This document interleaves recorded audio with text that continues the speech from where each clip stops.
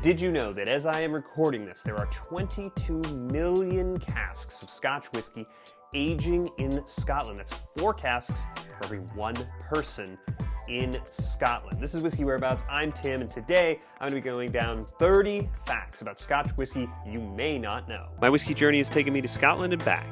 I've explored whiskey education, tastings, and distilleries from Islay to Speyside.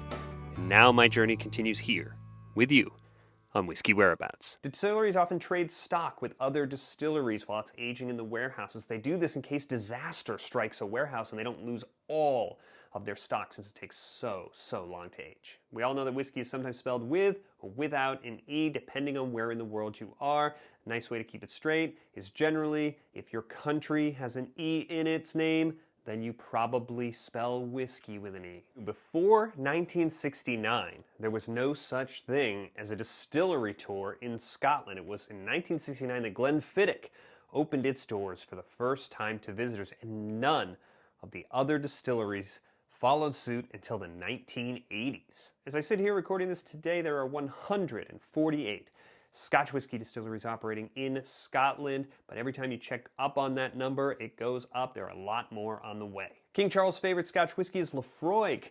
He gave it the royal warrant, the only distillery that he's bestowed this honor on, back in the 90s when he was still prince. Scotland exports more than 1 billion bottles of whiskey every year. More Scotch whiskey is sold every year than American whiskey, Irish whiskey, and Japanese whiskey combined. No one in the US and a lot of the world ever drank single malt whiskey until 1963. That's when, again, Glenfiddich decided to market single malt whiskey abroad for the first time. The country that is the biggest market for Scotch whiskey by volume changed this year. It's India.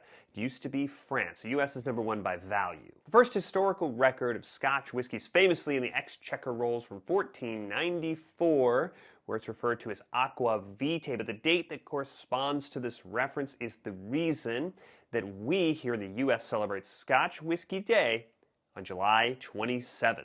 The number 1 selling Scotch whiskey in the UK is the famous Grouse, but the number 1 selling whiskey brand in the UK is Jack Daniels. Historically, the most visited distillery in Scotland is Glenturret because it has been designated the home of the famous Grouse. These companies with big popular blends have chosen to sort of designate single distillers as the home of that blend because obviously it's a blend that's drawing on whiskey from different distilleries. And so Glenturret is the home of famous Grouse the way that Aberfeldy is the home of Dewar's.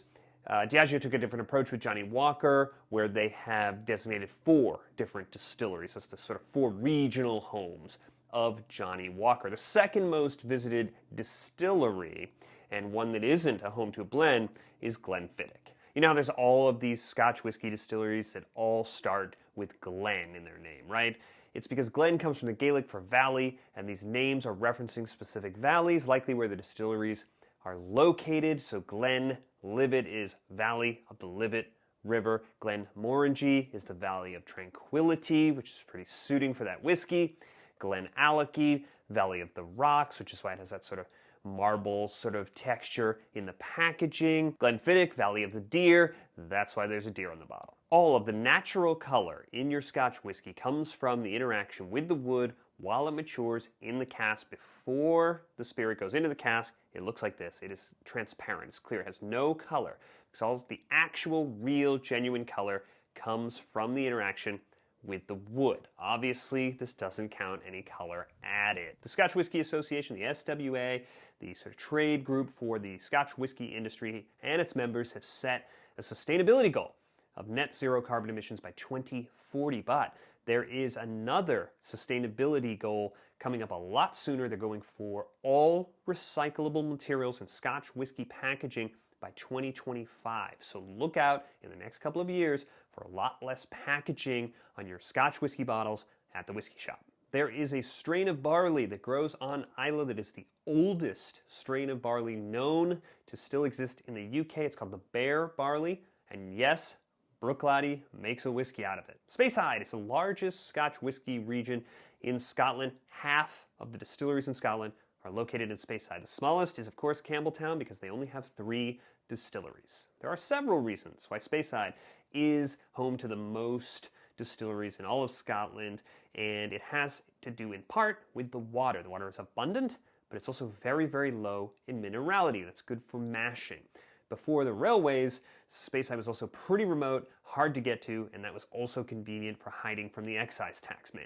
Every bottle of Scotch whiskey is required to have pieces of information on the label. These will always be there. They are the brand, the category, is it single malt, is it blended malt, is it blended whiskey, the ABV, the volume. Adding ice to your poured whiskey obviously lowers the temperature, but did you know that adding a little bit of water, because of chemistry, actually raises the temperature? Scotch whiskey must be bottled at a minimum of 40% ABV. Scotch whiskey must be produced and matured entirely within Scotland. The age statement on your whiskey bottle does not tell you the age of all of the whiskey that went into that bottling. It only tells you the age of the youngest whiskey that went into that bottling. There are only 3 ingredients in single malt Scotch whiskey: malted barley, yeast, and water.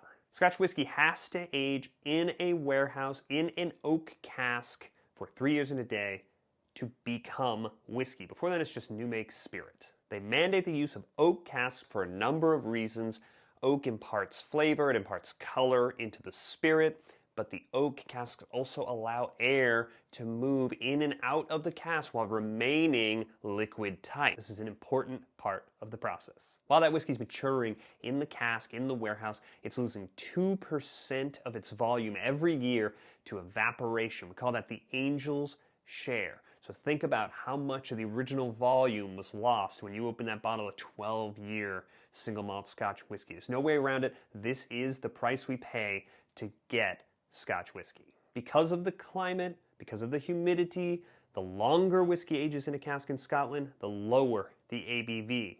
The longer whiskey ages in a cask in Kentucky, the higher the ABV. Distilleries often kept cats around because barley attracted mice and the cats kept the mice at bay. So the all-time champion mouse assassin, the John Wick of distillery cats, was Glenn Turret's Towser, who lived to be 24. So that's a fun rundown of 30 facts about Scotch whiskey you may not have known. Let me know in the comments how you did, if you knew, how many of you knew, how many of you didn't know. In the meantime, make sure you press this button right here and subscribe if you liked this video so you don't miss any of the future videos coming in the future. I'll see you on the next one.